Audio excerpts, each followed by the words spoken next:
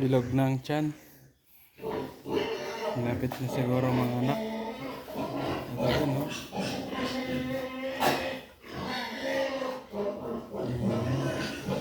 Kik, kik, kik, kik, kik. Takot.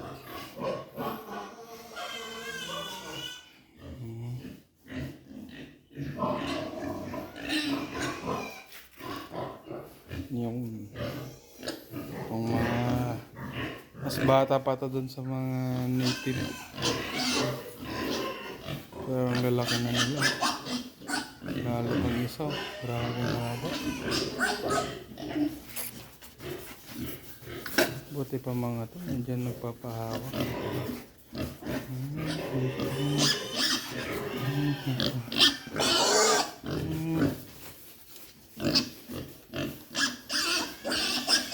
Dito na kayo.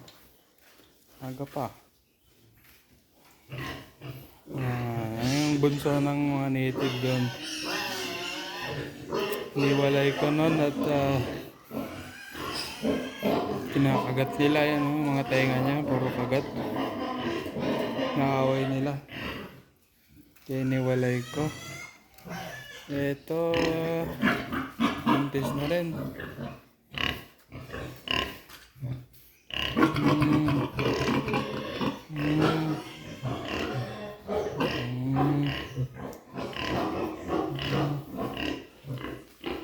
Ito na AI na rin. Ito yung nanay nung pito kanina. Parang ano to? Landrace. Tapos yung French white naman yung ano. Ito, hindi ko alam kung chapsoy, ewan ko. Nabili lang. Pero hindi naman nabubuntes. Hindi ko na mabenta-benta at sobrang bait, oh. Bait-bait to. No. Pabuntis ka na. Ha? 4 na beses nang na-AI to eh. Ano? Hindi kita ma-dispose.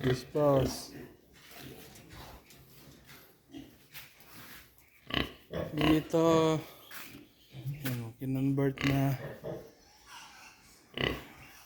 palaki ng patong. Kaso nakawala yung balahibo, hindi ito naarawan eh. Next time paglaki pa konti, lipat na dun sa mas malaking ano, kulungan. Yan.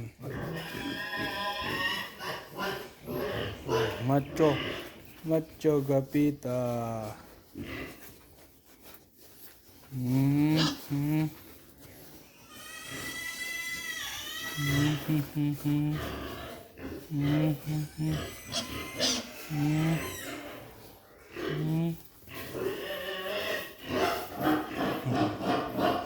Ba oh. Ito. Sana pwedeng maging inahin. Ano, mabait ka ba? Mabait ka ba? Mamayang hapon na kayo. Tanghali pa lang. Ha? Itong hindi pa naubos yung pagkain. Dalahin na yun. Mukhang malapit ng mga kailangan na mag-purchase ulit ng feeds. Ubos na ang grower. Ang breeder. Darak. 3 lang. Ito pa pala. Mais. Pato. Tsaka pinaka-importante pagkain ng mga native. Hirap gawin. Yung pensora niya. Ayan. Nakaber lang na ng plastic. May mais, tapos saging. Ayan. Kala mo amoy parang alak. Okay. Nakanet. Makapasukin ng manok. Gutom na kayo? Wala pa. Tanim ako ng galyang. Pangbugbog. Saging. Para ma-chop. Pangkain nila. Ito yung niluluto. Bawal tong kainin ng fresh. Nangangati sila. Saging, yan. Banana trunk. Banana leaf. Ang banana leaf, fresh. Banana trunk, ine-ferment ko pa. Ito yung mga lagayan. Bus na. Bus na rin to. Ito na lang isa. Tapos may 170 liters sa bahay. Dili next time. Ito yung mga pinapakain pa namin iba. Ito, halo na yan. Saging, tsaka gabi ulit. Galyang. Saging. Yung saging pa doon. Gabi, napier. Tsaka ito. Madre de agua. Yan, tatanim ulit tayo. Kaso, pa-summer na. Baka hindi na buhay pag nagtanim ulit. Yan. Dito naman yung pato.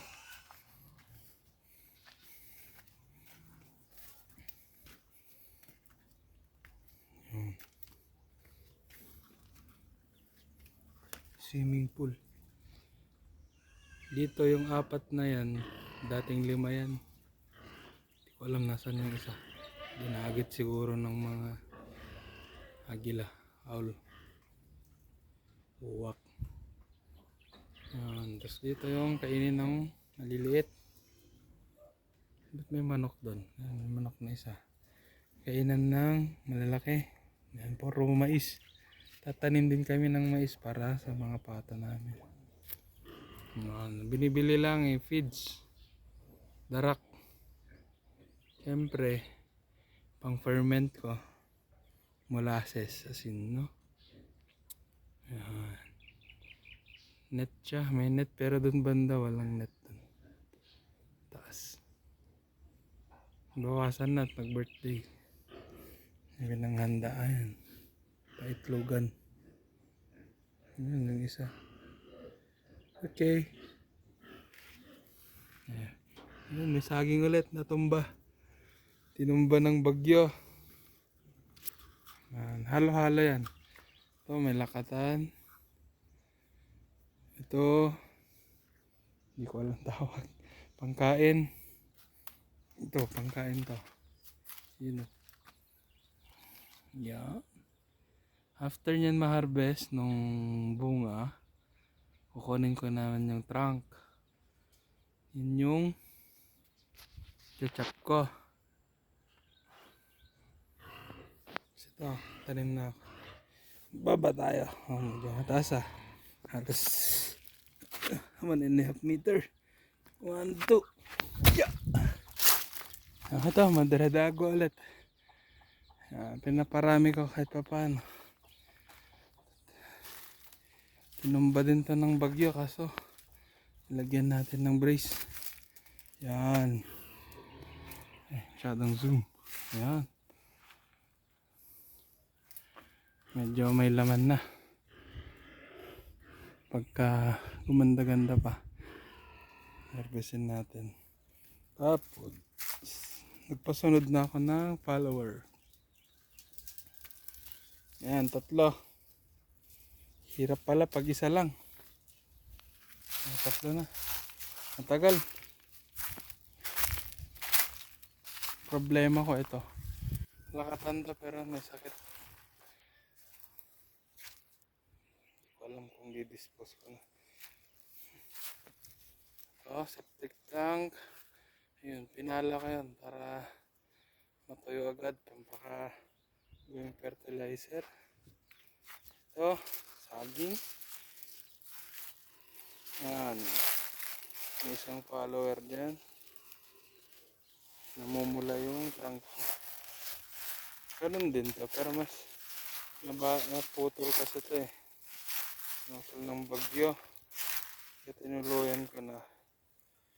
Chinap. Ngayon, may 3 follower. Binawasan ko ng isa. Dating 4 yan. Yan, 3 lang daw ang follower, sabi ng tito ko. Ito, nagtubig na.